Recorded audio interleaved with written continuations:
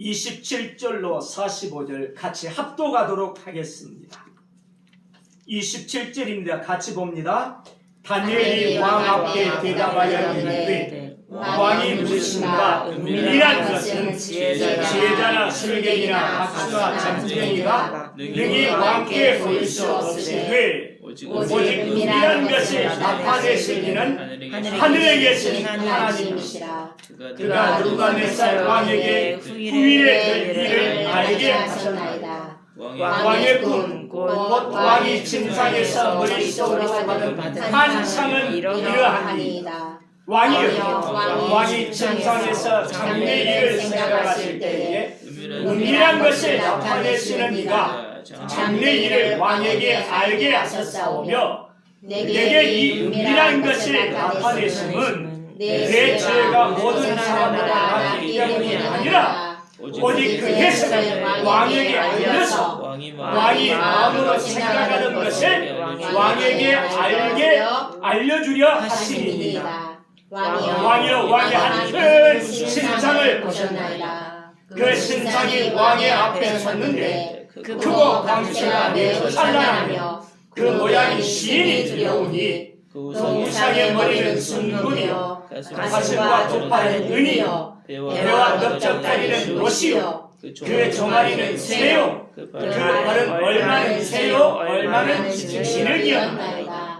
또 왕이 보신즉 손대지 아니한 돌이 나와서 신상의 새와 진흙에 발을 쳐서 부서뜨리네. 그때 새와 진흙과 놋과 은과 금이 다 부서져 여름 바닥마당에 겨같이 되어 바람에 불려 담실 곳이 없었고 우상을 친 돌은 태산을 이루어 온 지역에 가득하였나이다.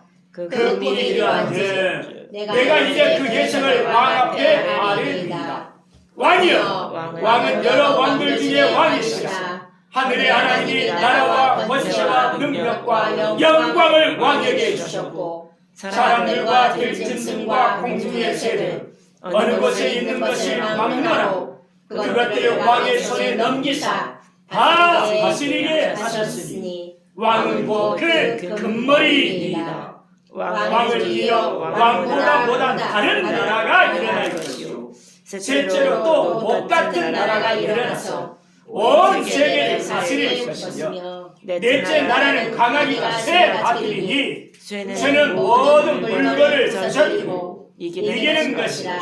쇠가 모든 것을 부수는 것 같이 그 나라가 문 나라를 부서뜨리고 칠 것이며 왕께서 그 발과 발가락이 얼마는 토기다리의 진흙이요 얼마는 새인 것을 보셨은즉 그 나라가 나누일 것이며 왕께서 새와 진흙이 섞인 것을 보셨은즉 그 나라가 쇠 같은 든든함이 있을 것이나 그 발가락이 얼마는 쇠요 얼마는 진흙인즉 그 나라가 얼마는 든든하고 얼마는 부서질 만한 것이며 왕께서 새와 진흙이 섞인 것을 보셨은즉 그들이 다른 민족과 서로 섞일 것이나 그들이 피차에 합하지 아니함이 새와 진흙이 합하지 않음과 같으리라. 이 여러 왕들의 시대에 하늘의 하나님이 한 나라를 세우시니 이것은 영원히 망하지도 아니할 것이요 그 국권이 다른 백성에게로 돌아가지도 아니할 것이요 오히려 이 모든 나라를 쳐서 멸망시키고 영원히 살 것이라. 손대지 아니한 돌이 산에서 나와서 새와 놋과 진흙과 은과 금을 부서뜨린 것을 왕께서 보신 것은 크신 하나님이 장래를 왕께 알게 하신 것이라. 이 부분은 참되고 이 해석은 확실합니다. 아멘. 아멘. 할렐루야. 아멘. 주의 이름으로 환영합니다. 아멘. 잘 오셨습니다. 잘 오셨습니다. 그렇게 인사하겠습니다. 잘 오셨습니다. 잘 오셨습니다. 감사합니다. 큰 은혜 받으십시다. 아멘. 이 넓은들 교회가 수원에서 시작했다가 동탄의 로뎀남으로 모였습니다. 그러다가 이제 하나님께서 새롭게 출발하시어 정말 그냥 내포라고 하는 신도시 읍도 이렇게 이제 이 홍성읍과 저쪽 사교육으로 조금 행정이 그렇게 돼 있는데 새로운 이 내포 신도시 도청도 오고 경찰동도 오고 교육청도 오고 모든 관공서가 몰려들고 지금 새로운 신세대들이 몰려드는 그런 곳으로 옮겨오게 하셨습니다. 하나님의 놀라운 계획이 있는 줄로 믿습니다. 잠시 기도하고 말씀을 나누겠습니다. 살아계신 주님 은혜 감사합니다. 주의 이름으로 모였습니다. 약속하신 대로 이곳에 임하여 계심을 감사합니다. 영광 받으시옵소서. 높임 받으시옵소서. 우리에게 큰 은혜를 허락하여 주옵소서. 기쁨으로 충만되게 하시고 영이 살찌워지는 시간 되게 하시고 샘을 공급받는 복된 시간 되게 주시옵소서. 예수님의 이름으로 기도하옵나이다. 아멘. 아멘. 할렐루야. 아멘. 이야, 감사합니다. 사실 우리 넓은들 교회가 새롭게 출발을 한다고 하는데 우리는 이 교회의 목표가 무엇인지를 정확하게 알아야 합니다. 그래서 이렇게 처음 이렇게 예배 드리면서 우리 교회가 나아가야 할 방향이 어디인가, 무엇을 보고 가야 되는가, 이 말씀을 좀 상고해 보려고 합니다. 우리 모든 사람들은 사실은 처음부터 태생적으로 경쟁 관계에 있습니다. 우리가 어떻게 이 땅에 태어나게 됐는가를 생각해 보십시오. 수억의 정액이 결국 하나의 남에게 아주 이렇게 향하여 나아갈 때 딱 하나가 1등이에요. 1등. 1등이 결국은 작상이 되어져서 생명으로 나오게 됩니다. 그러니까 여기에 계신 분 한 사람 한 사람, 이 땅에 태어난 모든 사람은 실질적으로 수억의 경쟁을 물리치고 가장 강한, 가장 뛰어난, 가장 우수한 그런 유전자를 물려받아서 이 땅에 태어난 겁니다. 아멘. 그러니까 이것을 하나님께 하나님 감사합니다. 아멘. 이 땅에 태어난 것 자체가 큰 복입니다. 아멘. 이거 어마어마한 복입니다. 그러면 태어나면서 우리의 경쟁은 끝났습니까? 그렇지 않습니다. 뒤집게 하는 것도 있고요. 발육하는 거에 있어서 몸무게나 성장하는 거, 내지는 또 그냥 앉고 서고 옹알이하고 말하고 전부 다 이런 경쟁 속에 있고요. 학교로 들어가게 됩니다. 학창 시절에서 우리는 또 학교에서 어떤 일을 하게 되느냐? 똑같이 듣습니다. 똑같이 공부합니다. 그런데 이상하게 성적을 보면 차이가 있지요. 성적 경쟁을 하게 돼요. 그러면 학창 시절에서 끝나면 얼마나 좋습니까? 이상하게 이 사회에서는 더 경쟁이 치열합니다. 돈 버는 경쟁이 있습니다. 명예를 얻는 경쟁도 있습니다. 권력을 얻는 경쟁도 있습니다. 기타 수없이 많은 경쟁 속에 우리는 살아갑니다. 그러면 우리 경쟁은 어느 정도에서 멈출 수 있나요? 아닙니다. 우리가 죽기까지 경쟁은 끝나지 않습니다. 그런데 마지막 경쟁이 있어요. 무엇일까요? 이 마지막 경쟁. 사도 바울은요, 이렇게 이야기를 해요. 뭐라고 하느냐면, 우리의 다름질이 향방 없이 하는 것 아니다. 또 우리의 싸움이 허상을 갖다 치는 것 같이 하지 않는다. 우리의 고백도 이와 같아야 되지 않겠습니까? 우리가 무엇을 향하여 경쟁을 합니까? 그것은 바로 마지막의 부분이 우리의 경쟁에 있어서 더 이상 안 될 만한 이 경쟁은 무엇입니까? 이 경쟁을 한번 생각해 보아야 합니다. 하나님의 말씀의 근간은 우리 사람을 어떻게 나누냐면 이상스럽게 겉사람과 그리고 이렇게 이제 속사람으로 나누고 있습니다. 물론 그 이전에 예수님을 믿는 사람과 예수님을 믿지 않는 사람 이렇게 나누기도 합니다. 그러나 예수님 믿는 사람이라 할지라도 뭐라고 하냐면 겉사람이 있고 속사람이 있다 이렇게 이야기하는 거예요. 뭐가 속사람이고 뭐가 겉사람인가요? 이게 우리가 심각하게 생각해야 됩니다. 우리는 일단은 쉽게 알아들을 수 있도록 고린도후서에 나타나는 대로 겉사람이 굽혀 간다고 했으니 눈에 보이는 것을 일단은 겉사람이라 이렇게 보면 될 것입니다. 너무 어렵게 생각하지 마세요. 눈에 겉으로 보이는 모습. 따라서 이 땅에 육체의 생명으로 살아가는 동안 이 육체가 결국은 겉사람의 모습이다. 그러면 겉사람은 무엇을 추구합니까? 쉽게 이야기해서 의식주를 추구합니다. 먹는 것, 입는 것, 자는 것. 그리고 이 겉사람은 어떤 것을 추구합니까? 그것뿐만 아니라 명예도 추구하고요, 권력도 추구하고요, 물질도 추구하고요, 인기도 추구하고요. 이 땅에 살아가면서 필요한 어떤 것들을 추구하는 이런 경향이 있습니다. 이게 이제 성경에서는 뭐라고 하냐? 육체의 소욕을 따라 행한다 라는 표현으로 사용하고 있습니다.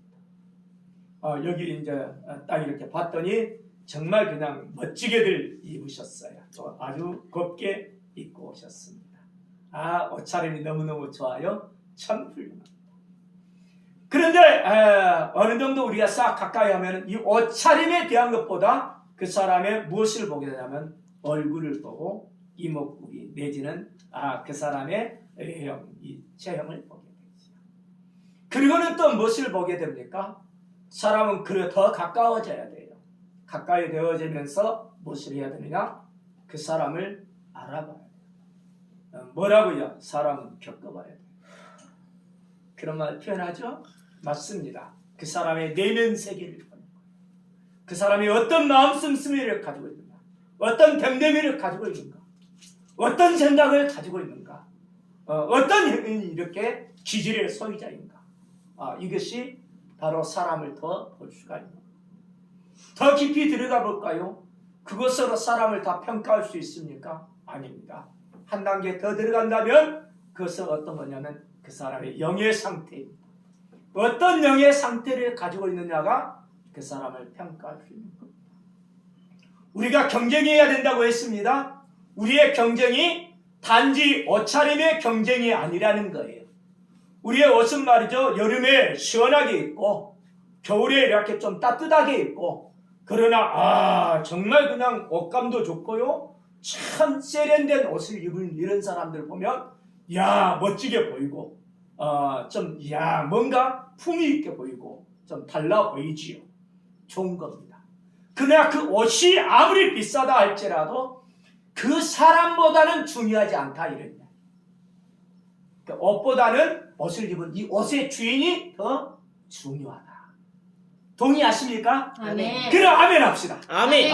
그래요. 그렇다고 한다면 한번 보겠습니다. 조금 더 들어가 보면 이 아무리 사람이 이 겉모습, 이 육체가 중요하다 할지라도 이 육체를 입고 있는 부분이 뭐냐면 속사람인데 이 겉사람보다 뭐가 중요하냐? 속사람이 중요하다! 이 이야기입니다. 아멘. 할렐루야. 아멘. 우리 겉사람이 얼마나 중요한지 몰라요. 이 겉사람 있잖아요. 한번 생각해 봐요. 머리도 안 감고요. 푸시시하고요. 그냥 양치일도 않고 냄새 푹푹 풍기고 내지는 세면도 안 해가지고 이렇게 되어졌다. 이러면 얼마나 참 이렇게 사람이 이렇게 그 사람하고 가까이 안 하려고 하는 이런 마음이 있겠어요. 그러나 단정하게 하는 거죠. 그냥 목욕도 하고 말이지. 아주 그냥 깔끔하게 하고 이렇게. 애모 얼마나 감사한지 몰라요. 멋지죠? 그래요. 여기에 그냥 그런 수술을 안 하셨는가 모르겠네. 쌍꺼풀 수술을 한다든가. 또 어떻게 그냥 콧날을 갖다 세우려고 수술하는 그런 게 있습니까? 잘 모르세요? 턱도 이렇게 그냥 깎고 그냥 광대 이것도 하고 요즘은 그 굉장한 많은 부분을 수술을 한답니다. 이게 뭐냐? 우리의 외모를 가꾸기 위하여 노력한다는 것이죠. 맞습니다. 다른 사람보다 더 뭔가 낫게 보이기 위하여 그렇게 하는 것이죠. 외모가 자산입니다. 그래서 한미모한다. 굉장히 그냥 이건 돈 벌고 들어가는 것처럼 아주 자부심을 갖고요. 조금 다른 사람보다 자기가 예쁘다고 생각하면 얼마나 뻗시는지 몰라요. 대단한. 이게 바로 어떤 부분이냐? 외형에 대한 겉모습. 그러나 이 겉모습이 아무리 고쳐진다 할지라도 결국은 이렇게 후퇴하게 되고 결국은 낡아지게 되는 정도의 차이는 있습니다. 우리가 몸 관리 잘 하고 약도 먹고 뭐 그냥 고급 음식 먹고 영양가 있는 거 하고 운동 제대로 이렇게 하면서 잘 관리하게 되어지면 조금은 더 젊게 산 사람도 건강하게 사는 사람도 있지만 결국은 이 몸은 이 겉사람의 육체의 몸은 결국 낡아진다는 것입니다. 그럼 뭐가 중요합니까? 그 안에 있는 속사람이에요. 속사람. 이 속사람은 어떻게 하느냐? 역시 고린도후서 그대로 이야기하듯이 날로 새로워지는 게 있습니다. 은혜를 받았으니까 그 은혜로 족하지 마십시오. 은혜 위에 은혜가 있습니다. 파도가 아무리 이렇게 높은 파도라 할지라도 한 번 치면 절대로 그건 이연의 대상이 안 됩니다. 한번 빵 쳐버리고 하면은 이래가지고 견뎌내면 끝나는 거예요. 그러나 파도가 거듭 칠 때 그것이 무슨 거예요. 한번 파도 쳤습니다. 또 칩니다. 또 칩니다. 또 칩니다. 이 거푸 계속해서 치는 것이 무서운 겁니다. 하나님의 은혜를 받을 때 한 번 받았습니다. 또 받습니다. 또 계속해서 받을 때 정말 성령에 이끌림 바 되어지고 성령의 사람으로 깊은 영적 세계로 들어가게 되는 것입니다. 아멘. 이 하나님의 이끌림 바 되어지는 것이 그와 같습니다. 내가 한 번 받은 것 은혜 이런 정도가 아니라 은혜 위에 은혜를 더 받아야 되고요. 아멘. 더 큰 은사를 사모해야 되고요. 아멘. 더 귀한 직분을 사모해야 되고요. 더 하나님을 기쁘시게 하고자 내가 더 하나님께 복을 많이 받고자 전심전력할 때 주님은 넘치게 우리에게 부어주시는 줄로 믿습니다. 아멘. 그래서 우리의 경쟁이 다른 게 아니에요. 옷차림에 대한 경쟁을 할 것이 아니고 애모 꾸미기 위한 경쟁을 할 것이 아니라 어떤 경쟁을 해야 되냐? 속사람을 더 주님 앞에 주 앞에 가까이 가면 갈수록 주님과 관계가 더 긴밀해져야 되고 더 견고해져야 되고 그리고 더 성스러워지고 거룩해지고 주님의 성품이 나타나고 주님의 큰 은혜를 듬뿍 받아서 주님의 형상 닮아가는 그런 속사람의 경쟁을 해야 될 줄로 믿습니다. 아멘. 할렐루야. 아멘. 그렇다고 한다면 이 경쟁에 대해서 우리는 잘 생각을 해봐야 돼요. 그냥 겉사람과 속사람에 대해서 이야기를 했으니까 한 가지 한번 이야기를 해보고 넘어가겠습니다.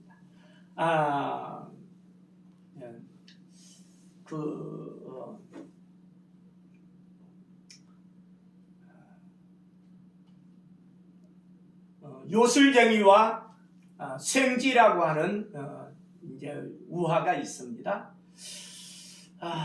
이 요술쟁이 집에 하필이면 생지 한 마리가 살고 있었습니다. 근데 이 생지는 굉장히 공포에 떨고 기가 죽어서 너무너무 힘겹게 왜 그러냐 딱 봤더니 마침 그 요술쟁이 집에 고양이가 같이 살고 있었기 때문에 이 고양이가 무서워가지고 막 공포에 떨고 기가 죽어서 그래서 이 요술쟁이가 이 생지를 어떻게 하느냐 사정을 듣고 이 생지를 어떻게 바꿔주냐면 고양이 모습으로 싹 바꿔줘. 그랬더니 이 고양이로 변한 이 생지가 또 여전히 공포에 떨고 기가 죽어서 있는 거예요. 왜 그러냐 사정을 알아봤더니 개가 무섭다고 하는 거예요. 그래서 다시 이 요술쟁이가 이 고양이로 변한 이 생쥐를 다시 개로 딱 모양을 바꿔줬습니다. 그래 여전히 이제 조금 그냥 잘 살 줄 알았더니 그게 아니라 여전히 공포에 떨고 기가 죽어서 너 왜 그러느냐 그랬더니 호랑이가 무섭다는 겁니다. 그래서 요술쟁이가 그 생쥐에게 이야기하는 겁니다. 너는 겉모양이 아무리 변한다 할지라도 여전히 생쥐다. 생쥐의 마음을 가지고 있다. 그래서 너는 아무리 겉모양을 바꾼다 할지라도 생쥐 마음을 이렇게 생쥐 마음을 벗어날 수 없으니 그대로 생쥐로 살아. 우리의 겉모습이 아무리 달라진다 할지라도 우리의 속사람이 달라지지 않은 한 결국 우리는 제 모습입니다. 처음 시작이 뭐 그냥 우리는 한 명부터 시작해도 돼요. 10명 상관없어요. 숫자의 문제가 아니고 정말 하나님께서 우리에게 정말 귀한 알맹이 이 속사람을 줬다면 그게 바로 성령이고 성령의 강력한 력 그걸 갖다가 허락하셨다면 하나님은 넘치게 그 내용물로 사람들을 불러 모아주실 줄 믿습니다. 아멘. 이게 바로 우리에게 있어서 이거 꼭 기도해야 될 부분인데 따라서 해보겠습니다. 영적인 자성력. 영적인 자성력. 자석이로 그냥 영적으로 그냥 딱 끌어당기는 뭐 그냥 쇠붙이가 있잖아요. 자석이 조금 강하잖아요. 강하면 척 붙잖아요. 쇠붙이들이 척척 붙잖아요. 근데 영적인 부분에서 강력하게 끌어당기는 힘이 있다면 어떤 사람이든지 영향이 그렇게 필요를 느끼면 싹 달라붙는 이런 역사가 일어나요. 아멘. 끌려 들어와요. 이렇게 우리가 영적인 이 자성력을 강하게 해야 될 필요가 있습니다. 아멘. 이것이 바로 속사람을 강하게 만들면 하나님께서 분명하게 우리에게 넘치는 은혜를 허락하여 주실 줄로 믿습니다. 아멘. 야, 참 이렇게 이제 오늘 말씀을 이제 딱 생각하면서 우리에게 있어서 이제 경쟁에 대한 부분을 딱 이랬는데 그러면 속사람을 어떻게 하면 강하게 할 수 있는가? 이걸 조금 생각해 보도록 하겠습니다. 본문으로 들어갈 겁니다. 그러면 한번 보겠습니다. 우리가 의사소통을 한다. 다른 사람과 의사를 소통하려고 할 때 우리는 몇 가지 방법이 있지요. 가장 간단한 방법 중에 하나는 말로 하는 거죠. 내가 말하고 그 사람이 말하고 이 오럴 커뮤니케이션이라고 이야기할 수 있습니다. 반면에 또 한 가지는 어떤 것이냐면 writing communication이라고 글로 내가 글 쓰고 말이죠. 상대방이 읽어보고는 또 반응해서 글을 쓰고 이렇게 하는 것이 이 writing communication. 물론 바디 랭귀지처럼 몸으로 어떤 것도 하겠지만 의사소통에 있어서 가장 두드러지는 것은 이 말로 하는 것과 글로 하는 것 이렇게 생각해 볼 수 있습니다. 우리는 이렇게 쉽게 이렇게 이제 모여가지고 이렇게 하면은 구두로 아마 대체로 모인다 이런 식으로 이야기했을 것입니다. 그럼 뭐 그냥 혹시 이런 모임을 갖는다고 하는 거 SNS로 한번 해보신 적이 있으신가요? 또는 홍보를 해보셨나요? 공고를 하셨나요? 혹시 대자보를 붙여보셨나요? 안 하셨잖아요. 예. 대체로 대학가든 등등에서는 대자보로 어떤 사실을 막 써가지고 막 읽게 하고 그러잖아요. 글로. 하나님께서 우리 사람에게 하나님의 뜻을 보이기 위해서 뭘 쓰느냐? 역사라고 하는 걸 써요. 역사. 그래서 역사의 벽보를 읽어야 돼요. 역사를 딱 깨뜨려 볼 수 있는 이 눈이 없으면 우리는 여전히 영적인 뭐 그냥 속사람 추구한다면서 그냥 뭐 그냥 교회 다니고 뭐 이런 것으로 해가지고 만족을 누리게 돼요. 그러나 이 역사를 정확하게 보아야 합니다. 그러면 내가 이 역사에 대해서 하나님이 역사를 통해서 쫙 지금 현재 어떻게 지금 펼쳐가 있는가를 쫙 읽어볼 수 있다면 이 하나님의 역사에 이렇게 주관하고 있는 이 모습을 쫙 본다면 내가 어떻게 살아야 될 것인가? 무엇을 경쟁해야 되는가? 이것이 딱 들어오게 돼요. 한번 떠들어 보겠습니다. 1980년도에 서양의 경제학자들입니다. 예수 안 믿는 사람들입니다. 그들이 앞으로 21세기에 이 세계의 그 경제적인 부분이 어디로 흘러갈 것인가 연구를 해서 발표를 했는데 이걸 뭐라고 발표를 했느냐? 배세토 시대가 될 것이다. 이렇게 했습니다. 앞으로 21세기는 배세토 시대가 될 것이다. 이게 뭔 말인지 잘 모르잖아요. 근데 그들은 착실하게 설명을 했어요. P-E, 베이징을 말하고요. S-E, 서울을 이야기하고요. 서울 앞에 두 자를 땄어요. 토는 T-O, 도쿄. 그래서 중국과 한국과 일본 중심으로 세계의 지금 무역이 움직여야 될 것을 내다보고 있었습니다. 그때 당시 중국은 1980년 들어가면은 아주 형편없는 나라였습니다.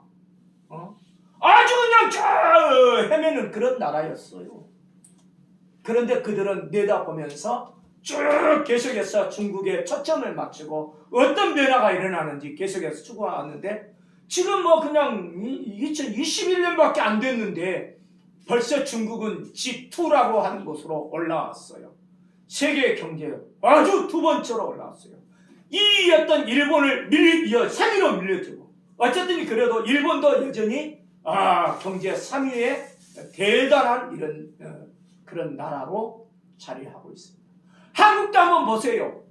우리 그냥 1980년만 해도요. 잘 못 산 사람들이었어요. 우리 그렇게 뛰어난 나라가 아니에요. 그런데 계속해서 급성장하면서 지금 보세요. 세계의 경제 물동량에 있어서 수입, 수출 이런 이 경제 동향으로 보면 벌써 지금 세계 10위 안에 들어가는 6위, 7위 이런 정도 막 하는 대단한 나라가 되어버렸습니다. 자, 이제 베세터 시대를 이해할 수가 있겠지요?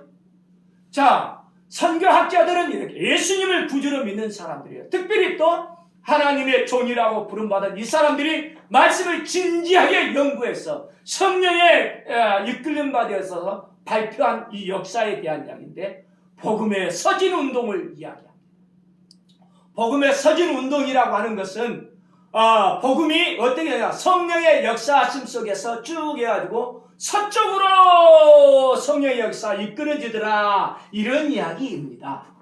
그러면 그 내용을 구체적으로 본다면 갈릴리라고 하는 이 갈릴리 이 호수를 중심으로 주 예수 그리스도께서 복음이 시작되었어요. 자, 그렇다고 한다면 이 갈릴리 바다에서 옮겨간 게 어디냐? 쫙 서진 운동으로 올려 지중해 중심으로 누가 사도 바울을 통해서 지중해 중심으로 쫙 되어졌어요.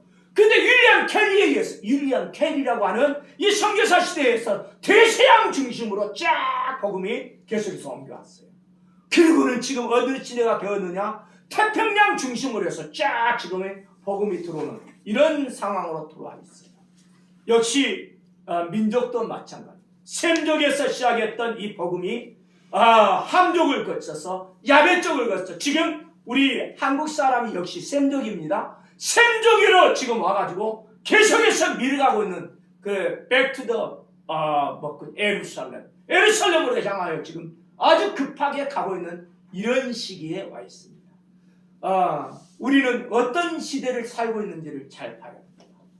아무리 뭐라고 할지라도 지금 현재에 있어서는 세계의 모든 관심은 이 한반도를 중심으로 하는 이 태평양 문화권에 있습니다. 태평양 중심으로 지금 복음도 그렇게 움직이고 있고요. 물동량도 그렇게 움직이고 있고요. 세상의 사람들도 다 관심을 가지고 있는 이 시기에 우리는 살고 있다는 것입니다. 그래서 우리가 어떤 시기에 살고 있는가 딱 봐요. 우리는 지금 그러면 2021년도 오늘이 6월 20일. 유대력으로는 이게 이제 3,572년 정도 더하니까 유대력으로는 오늘이 그냥 이렇게 5,782년 정도 이렇게 될 것입니다. 와, 5,782년 이게 이제 유대력 이렇게 이제 실질로 이 땅에 있어서 이게 이제 2021년이라고 하는 것은 서기라고 이야기하는데 이 서기는 서양의 역사 기록을 말합니다. 이게 원래 큰 변화가 있는 게 어떤 거였느냐?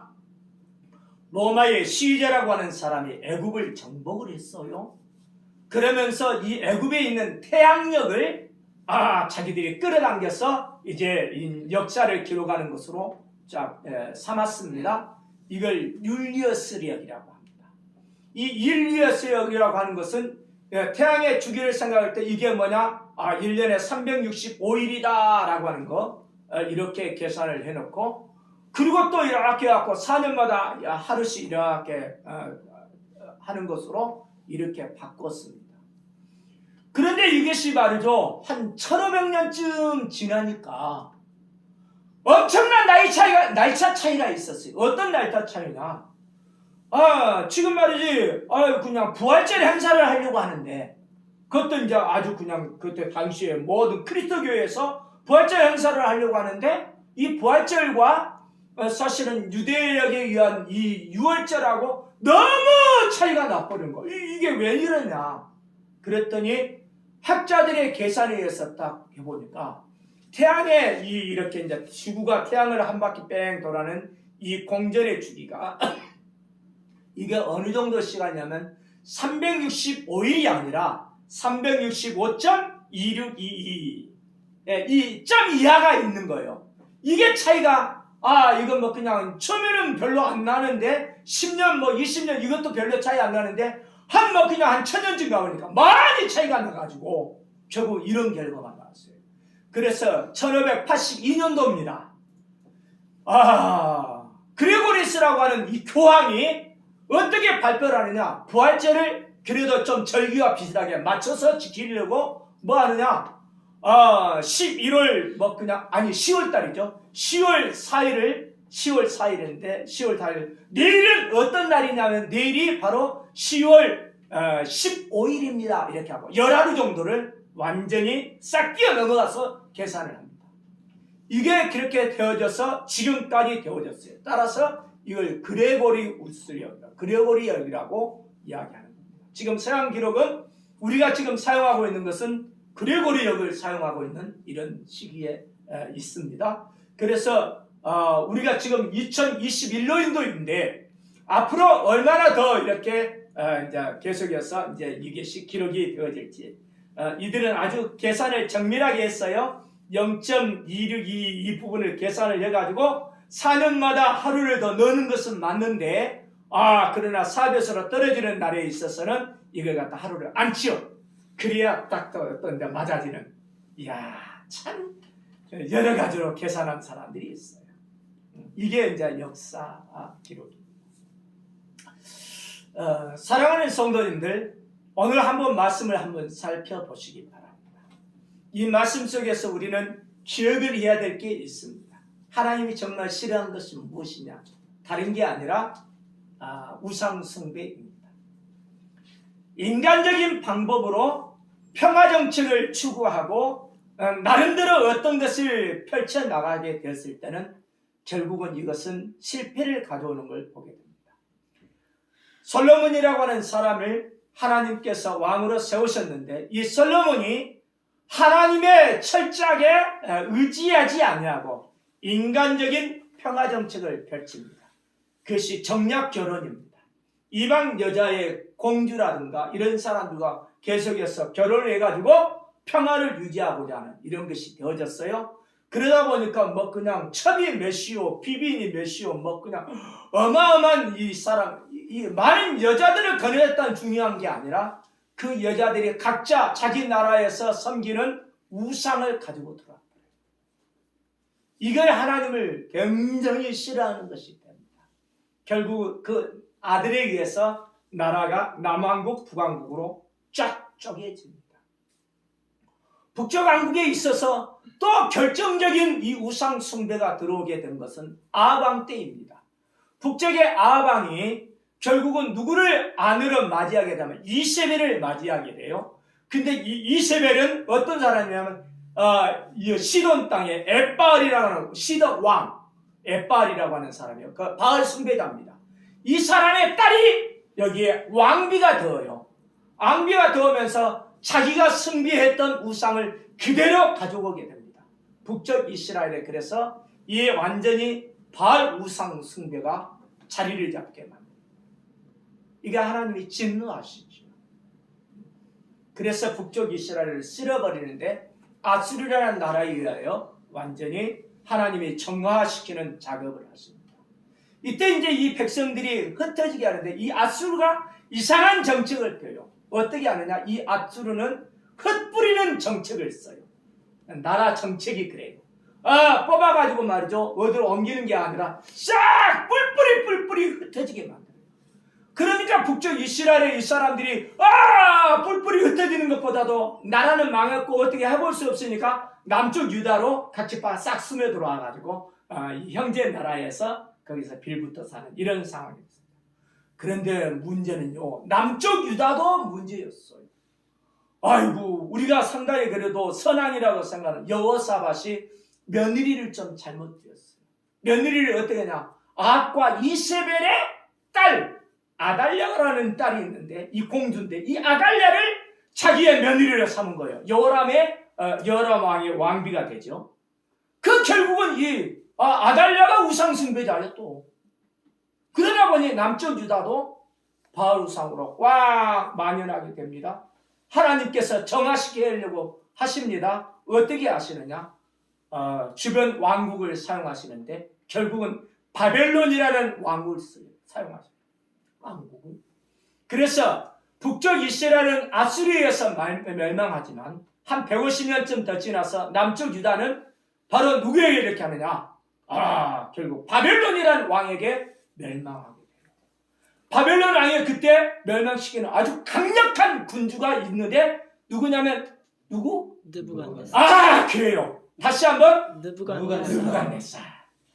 이 느부갓네살이 굉장히 똑똑한 사람입니다. 현명한 사람. 이 사람이 아주 정책을 잘 쓰는 사람이에요. 이방인 중에 굉장히 똑똑한 머리를 쓰는데 어떻게 하느냐? 포로로 정복했던 나라 이 사람들이 포로로 잡아왔는데 이 포로들을 완전히 묵살하는 것이 아니라 이 포로 중에서 똑똑한 사람을 선발을 해요. 똑똑한 우리 수연이 같은 사람. 나 이리와! 딱 이렇게 하죠. 근데 이 사람들은 어떻게 하느냐? 완전히 국비를 들여가지고 철저하게 학문을 가르쳐요. 완전히 장학 혜택을 줘요. 먹이고, 재우고, 입히고, 가르쳐주고, 해가지고 막 그냥 대단한 사람들 만드는 거예요. 유사시에 써먹으려고 하는 거예요. 이해가 되시죠? 네. 이렇게 그냥 하는데 이 바벨론은 특별한 정책이 어떤 거냐? 사람들이 흩뿌려버린 것이 아니라 그 땅에서는 다른 땅으로 옮기는 거예요. 싹 뽑아다가 이 민족을 이 땅에서 뽑아가지고 저쪽으로 옮겨놓는 거예요.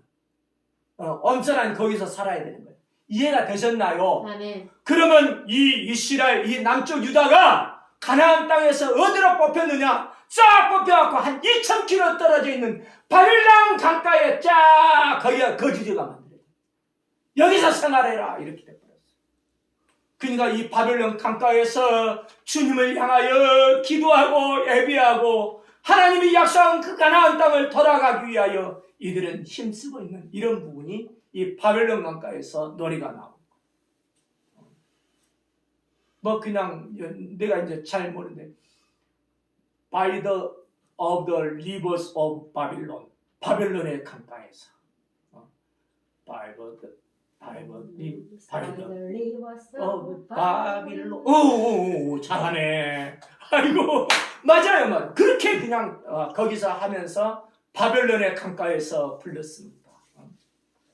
그 사람들이 그냥 이 세상 노래를 부르는데 우리는 하나님을 향하여 하나님을 찾으면서 하나님께 찬양을 드렸습니다. 이런 내용으로 고백되어지는 그런 노래예요. 어쨌든 이 바벨론의 이 포로로 쫙 잡혀가 있는 그 중에 누가 있느냐? 우리 수연이라든가 이런 사람 아주 그냥 이런 사람 같은 아주 똑똑한 사람이 있는데 이게 누구냐? 다니엘이에요. 이름이 뭐라고요? 다니엘이 딱 갔어요. 다니엘이 딱 해가지고 결국은 열심히 딱 했는데 아이고 웬일입니까?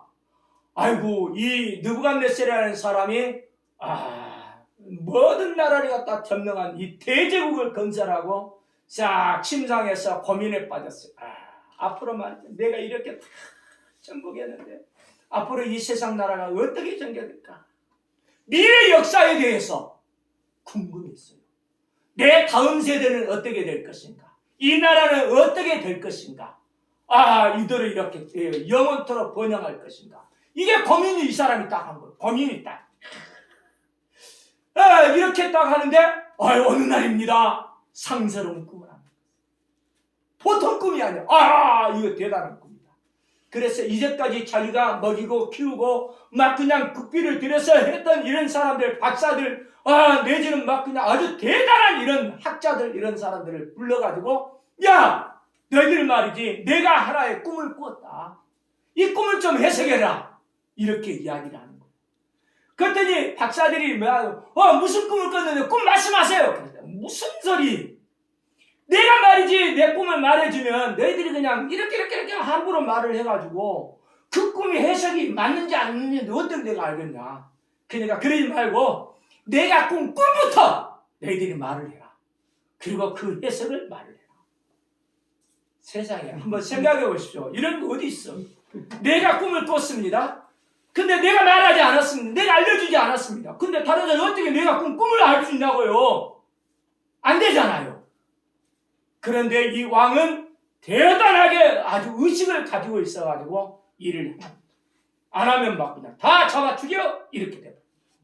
그 이 엄청난 엄중한 명령이 내리니까 박사들이 잡혀 들어갔어요. 슬객들이 잡혀 들어갔어요. 그 학자들이 잡혀 들어갔어요. 그 중에 다니엘도 들어가 있습니다. 사랑하는 성도님들, 이런 데서 우리가 알아야 될 게 있습니다. 불가항력적인 어떤 이상한 일이 일어납니다. 하나님의 역사 개입의 시점입니다. 아멘. 도저히 내가 어떻게 해볼 수가 없다. 이거 웬일인지 막 그냥 네가 떨어졌어. 하나님이 지금 하나님의 뜻을 펼치려고 일을 하고 계심을 알 수가 있는 거예요. 아멘. 다니엘은 그걸 딱 알았어요. 그래서 왕에게 딱 나아가로 죽이라 이렇게 했는데 나를 좀 왕에게 데려가시오. 그래가지고 왕에게 요청합니다. 왜 이렇게 하려고 하느냐. 내가 말이지 꿈과 내가 꾼 꿈을 말을 하고 그 꿈의 해석을 내라. 그래가지고 못하면 다 죽인다. 이렇게 딱 되어지니까 그거 간단합니다. 말미를 주십시오. 따라서 봐요. 말미를 주세요. 말미를 주세요. 말미가 뭐야? 수연이? 말미 몰라? 말미 몰라? 말미. 시간을 좀 주시오. 이런 이야기야. 시간 좀 주세요. 그 얼마나 주냐? 내일 내가 말씀을 드리겠습니다. 하루의 시간을 얻는 거야. 하루의 시간. 그리고는 하루의 시간을 딱 얻고는 어떻게 하느냐? 전부 다 이렇게 이제 연락을 취하죠. 야, 합심해서 기도 좀 하자. 지금 엄청난 일이 일어나. 그리고는 자기 자신도 하나님 앞에 철야하면서 기도합니다. 하나님 역사에 주옵소서. 은혜 베풀어 주옵소서. 느부갓네살에게 보였던 꿈이 무엇인지 저에게도 보여주십시오. 그 꿈의 해석을 저에게도 알려주십시오. 그래가지고 제가 말을 할 수 있도록 해주십시오. 이 하나님께 간절하게 기도하는 것이 하나님이 응답받는 거예요. 할렐루야. 아멘. 그 밤에 진짜 하나님께서 다니엘에게 이 느부갓네살이 꾸었던 꿈하고 똑같은 꿈을 꾸게 하시는 거예요. 그리고 해석도 알려주시는 거예요. 할렐루야. 아멘. 그러니까 합심기도 하고요. 또 기도에 동역자들이 쌓았고 기도하시오. 기도 좀 도와주시오 하면 다 알리세요. 그러면서 하나님의 일을 모아가지고 역사를 이뤄낼 수가 있습니다. 아멘. 어쨌든지 이 다니엘은 그래서 왕에게 와가지고 이야기를 합니다. 왕이 꾼 꿈이에요. 근데 하나님이 다시 이 왕의 꿈을 다니엘에게 보여서 다니엘이 이제는 이야기를 하는 거예요. 왕이여, 당신이 하나의 큰 신상을 봤습니다. 신상을 봤습니다.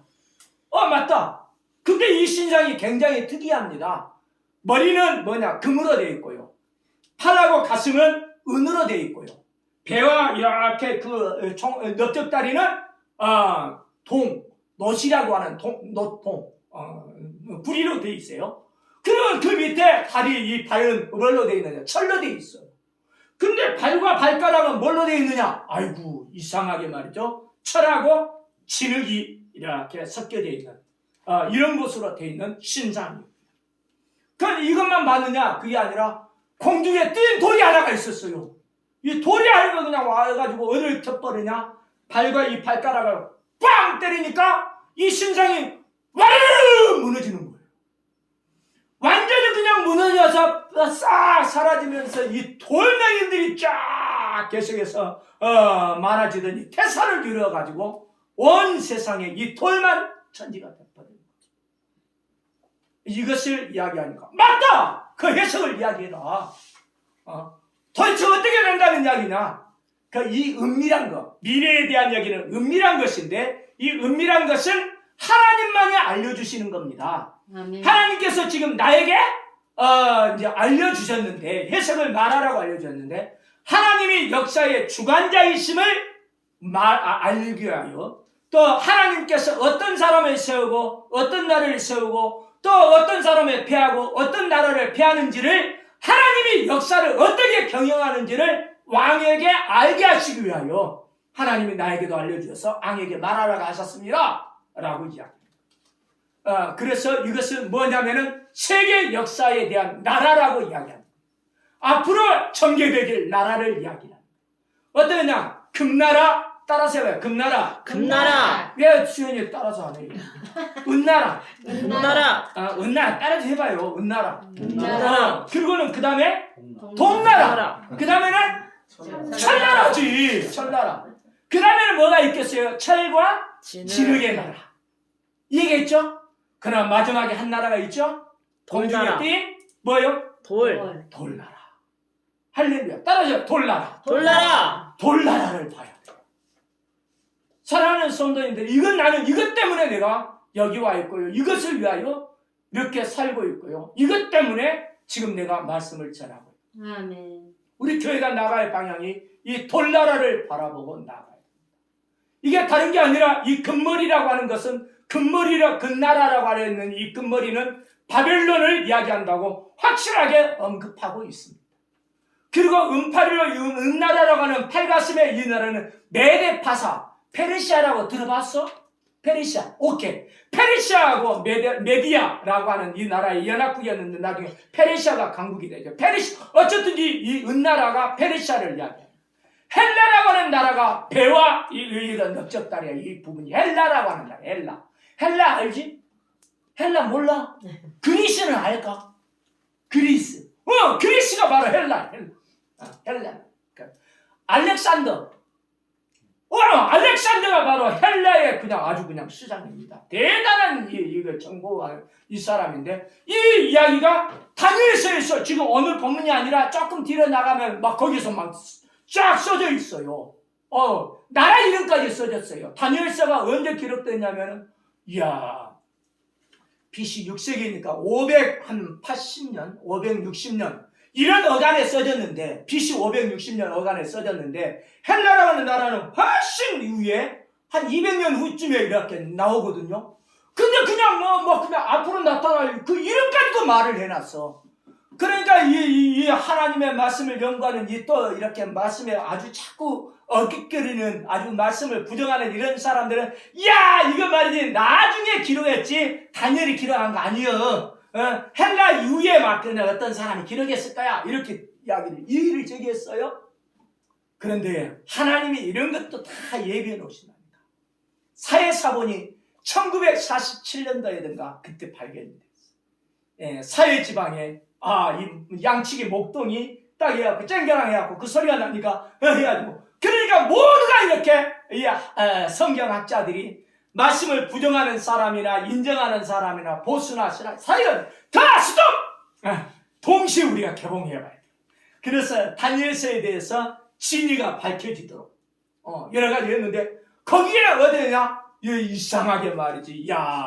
이렇게 해가지고 딱 나온 게 다니엘서가 거기서 나왔어. 근데 그 다니엘서가 여기 이렇게 기록된 거 이 헬라보다 훨씬 더 이전에 그 기록물이었어요. 그러다 보니까 이거 그냥 하나님의 말씀이 진짜인 것을 알고 하나님은 앞으로 어떤 나라가 될까지 이름도 알고 계시고 아멘. 정확하게 기록해 놓았다는 거예요. 여기에 이제 근거를 하는 거예요. 그래서 지금 한번 생각해 보십시다.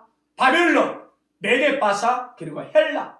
그 다음 나라는 당연하게 이 무쇠다리라 해가지고 이름은 나오지 않지만 쇠 나라, 이 철나라인데 쇠덩어리 이 나라 결국 로마를 지칭하는 곳으로 모든 이제 성경학자들이 동의합니다. 그러면 돌나라가 되기 전까지는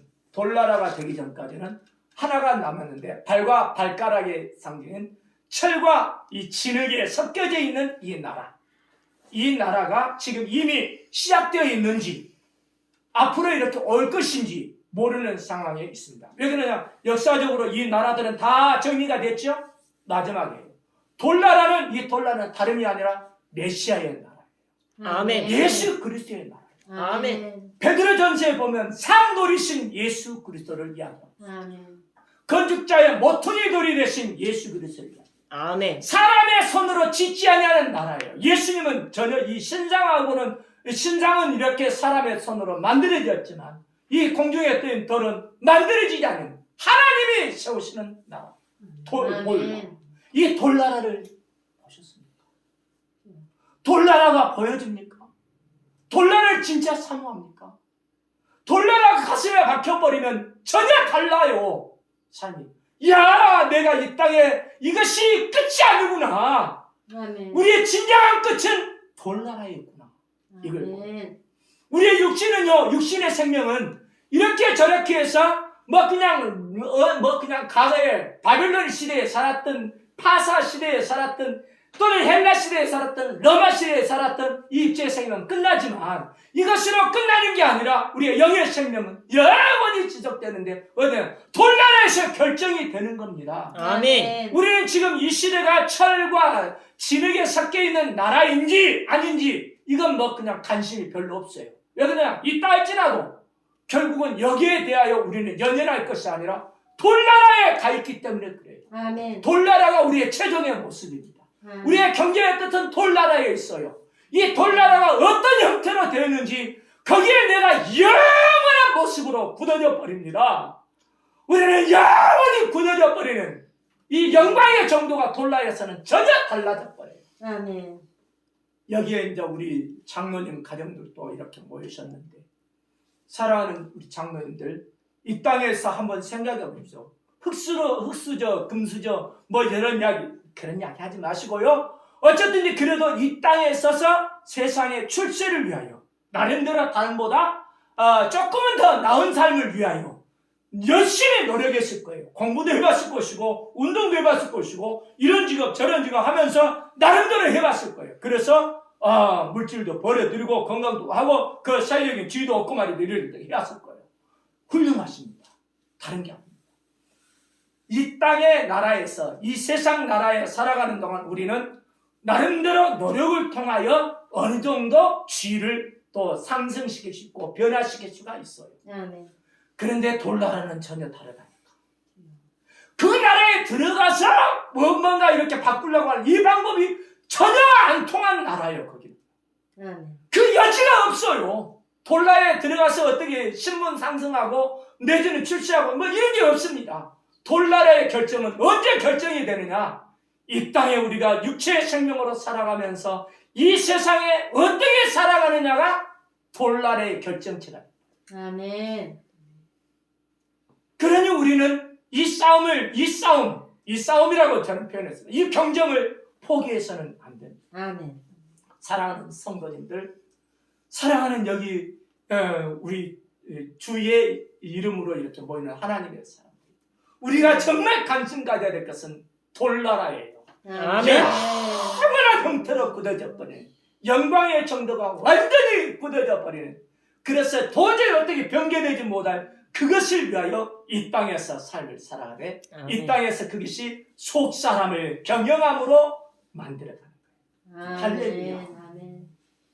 이 속사람을 만들려면 결국 그렇게 만들어내면 돌나라에 우리는 결정이 되어지는 거예요. 아멘. 아멘. 할렐루야. 아멘.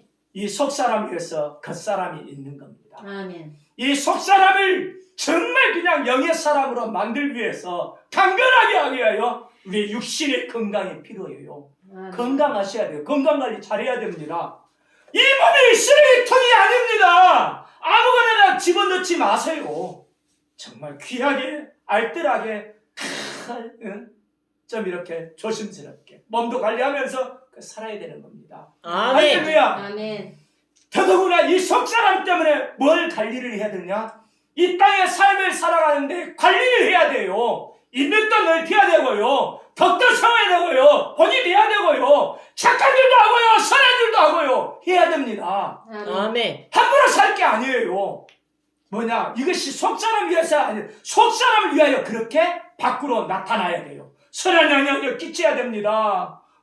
정말 착하게 살아야 됩니다. 나쁘게 악하게 그렇게 살아서는 안 되는 거예요. 죄악을 버리라고 나는 말하지 않겠어요. 그냥 아무리 버리라고 해도 나부터 죄를 짓는데 그러나 성령의 지배받아서 밀어내는 거예요. 아멘. 성령의 역사 강하면 강할수록 어떻게 되냐? 죄가 싹 빠져나가. 아멘. 아멘. 할렐루야. 아멘. 이렇게 강하게 만들어내면 돌나라가 보여요. 아멘. 우리의 시선이 그래서 어디를 봐야 되느냐? 우리의 경쟁의 목표, 우리 넓은 들교회가 지향하는가 다른 게 아니라 이 돌나라에 있습니다. 아멘. 돌나라를 보고 내가 이 땅의 삶을 살아가면서 이 땅에서 속사람을 강건하게 하고 이 속사람에 하여 이 겉사람도 말이에요. 건강을 하셔야 됩니다. 장로님, 아유 하셔야 돼요. 진짜 뭐 그냥 운동도 하고요. 적당히 막 그냥 또 이렇게 꼭 필요한 영양분 있는 이렇게 칼로리도 섭취를 해야 되고요. 또 어떤 한 분이 이렇게 입는 게 아니라 그래도 그냥 딱 얼마나 멋져요. 이렇게 이야 이렇게 입어야 됩니다. 이거 얼마나 감사한 거예요. 하나님 앞에서 우리가 이렇게 모습을 딱 드려졌을 때 이게 우리의 겉모습도 가꿔지는 거예요. 그러니까 속사람 때문에 겉사람도 가꿔야 되는 거고요. 이 겉사람을 보호하기 위해서 옷도 조금 이렇게 좀 신경 써서 입고요. 이해가 되셨지요? 아멘. 이렇게 우리가 삶을 살아야 돼요. 아멘. 우리의 조금은 우리가 노력해야 될 것이 다른 것도 있지만 특별히 학창 시절에 있는 우리 수혜녀 같은 이쁜 수혜녀 같은 경우는 어떻게 해야 되냐? 정말 열심히 공부해야 돼. 막 그냥 기회 쓰고 공부해야 돼. 뭐 때문에? 뭐 때문에 그러냐? 속사람 때문에 그래. 공부를 해서 지위도 얻고 말이죠. 뭐 그냥 성적도 높이. 그러면서 영향력을 끼치고 그거 뭐냐? 아이고 이 세상 출세하기 위해서 그거 한다. 이렇게 하는 게 아니라 출세는 나중에 문제예요.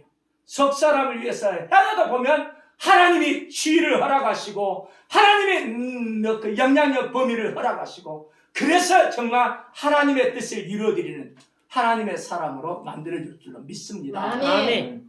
이 시간 함께 기도하겠습니다. 주여. 돌나라를 바라보면서 아멘. 우리 하나님 우리가 어떻게 삶을 살아야 됩니까? 주여. 우리의 속사람을 어떻게 정말 날로 새롭게 만들어야 수 있습니까?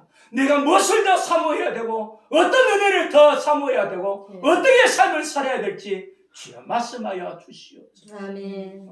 주님 앞에 결단하면서 기도하겠습니다. 기도합니다. 주여!